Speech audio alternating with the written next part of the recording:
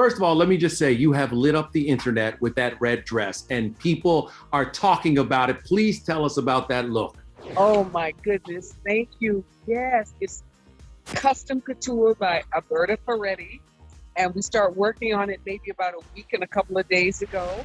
My stylist, Jennifer, she just had this vision in her head and they went at it. I mean, and I just waited until today to put it on, you know? So it was great. I love, red is it's just such a powerful color. And it's, so it's the strength and power, but yet grace and femininity, I love that beautiful balance. One of the headlines I read said you were introducing red to the Oscars once again, and it worked well.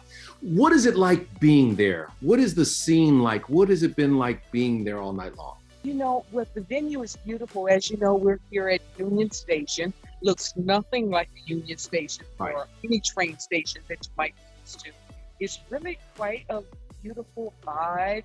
It's very relaxed and chill. You know what we're used to with the Oscars. It's just crazy. It's just everyone's crammed and packed, and the excitement and all of that. It's just as exciting to see your friends and your colleagues and the folks whose work you've seen throughout the throughout the year. So it's still just as exciting, but you actually get to have a little conversation with them that goes on for a minute or two. At least when they don't tell you, put that mask on. They were after you, weren't they? They were like, put that mask on. Yeah, be compliant. You introduced the in-memoriam and Chadwick was in that. Did it make it different because you had such a connection? Oh, you know what? It certainly infused it even more so for me. That portion of the awards is always so poignant and so touching, because we've been inspired by so many of those artists, who've gone on, made their transition. But of course, this being a big year where, of course, a great love and a great artist, a great man has made this transition, and the world just mourned and loved him so, along with so many others.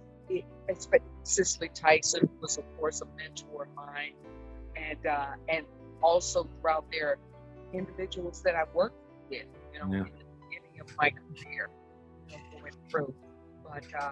But to see Chadwick, it was as if there were even more so of a weight for me to speak what it was. So it was an honor for me to be a part of this ceremony, and especially in the in-memoriam. Even though Chadwick didn't win, he's still number one in your heart, correct? Yeah, he's number one in my heart. Yes, he is, and all of ours. When you weren't on the stage, where did you go? What did you do when you weren't on the stage? Because it was a smaller venue, a smaller space, they would jockey us in and out. So actually, maybe about four commercial breaks or so before I presented. I was in the audience as an audience member, but before that, I was backstage. I was either in probably the main Union Station hallway, which is now where I am now, which we call our green room. But there were so many different areas to be in. There was a lovely outdoor area where they just draped the trees and flowers and lights. It was really beautiful.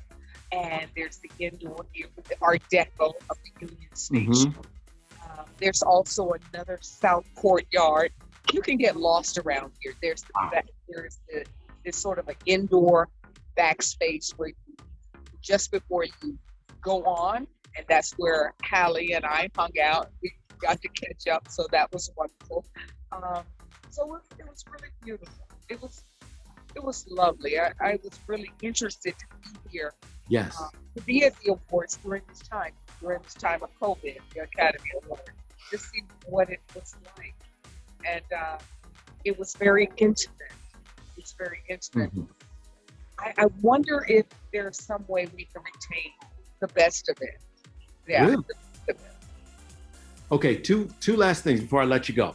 Number one, the message of tonight, and so many of the messages we heard were about diversity, inclusion, and Hollywood moving forward despite this pandemic, not letting this stop us. And did you feel that tonight?